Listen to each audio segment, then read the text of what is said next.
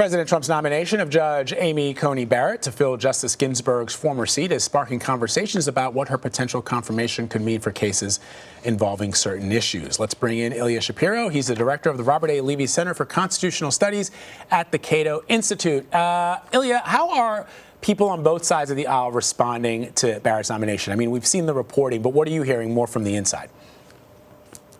Well, on the right, conservatives are ecstatic. She was, of course, one of the runners-up to the Kavanaugh nomination last time around and has built a solid record of originalism and textualism both in her academic and judicial writings. On the left, there is concern over abortion, certainly, and in general, that she would be a more solid vote on the right, more solid than John Roberts, who has been voting strategically the last couple of years as he's been in the middle. So that's basically the way it lines up. Nothing surprising, of course, Ruth Bader Ginsburg having been a progressive icon, being replaced with someone more conservative. A lot of a similar dynamic to when Clarence Thomas replaced Thurgood Marshall nearly 30 years ago. The Supreme Court is expected to hear arguments just after Election Day in November about a case involving the Affordable Care Act.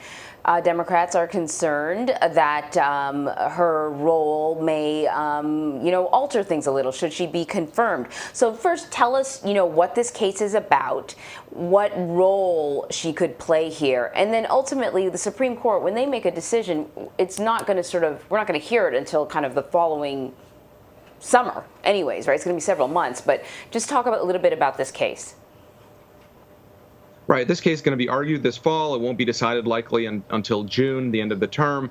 It is not the same case. It's not a replay of what we saw 8 years ago when John Roberts provided the deciding vote to say, no, the government can't force you to buy health insurance, but the way the Affordable Care Act is written, it can be read as a tax and therefore upheld it that way. In the interim, Congress has zeroed out that tax penalty, what you have to pay for not buying insurance, but Congress did not change any of the rest of the law. So the issue that's really central to this case, okay, the mandate can fall, but there's no penalty, there's no tax. So the issue is what lawyers call severability. What of the rest of the statute can or should be separated from this decision to invalidate the mandate itself? And the analysis is different this time around than 8 years ago because, as I said, Congress changed the law and did not remove the rest of it when it zeroed out the penalty. So highly unlikely, even going into it, even with Ruth Bader Ginsburg on the court, that the court would have invalidated all of Obamacare. And highly unlikely that even with Barrett on the court that they would do so. The question is whether they would tinker around the edges, would some regulations also have to fall, that sort of thing. But I don't think that 8 years later, having upheld the law, that now all of a sudden it's the same case and the entire law will fall. Ilya, as you know, abortion is also an issue that's getting a lot of attention. But I wonder, is it sort of a fool's errand to try and predict how someone who is nominated to the highest court in the land will consistently vote? You mentioned John Roberts. I'm always interested in, as everybody knows who works with me here at CBS News, I love history. And I go back and I look at, like, for example, William Brennan, who was nominated by President Eisenhower as a moderate, who went on to be this liberal line of the court.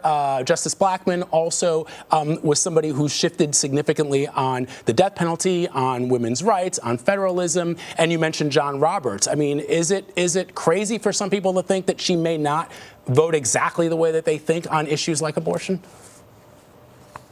Well, as I wrote in my book, Supreme Disorder, which is a history of the role that politics has played in judicial confirmation battles, sometimes presidents pick people for particular things. They might surprise, or the presidents get the political boost, but not necessarily something jurisprudential 20 years later. You mentioned Brennan. He was known to be on the left, and Eisenhower picked him to shore up his political support in the metropolitan Northeast, especially among Catholics. Here, the issue is somewhat different because we're not, if Roe v. Wade were coming before the court as an issue of first impression for the first time, that would be one thing. But we've had this case for a long time.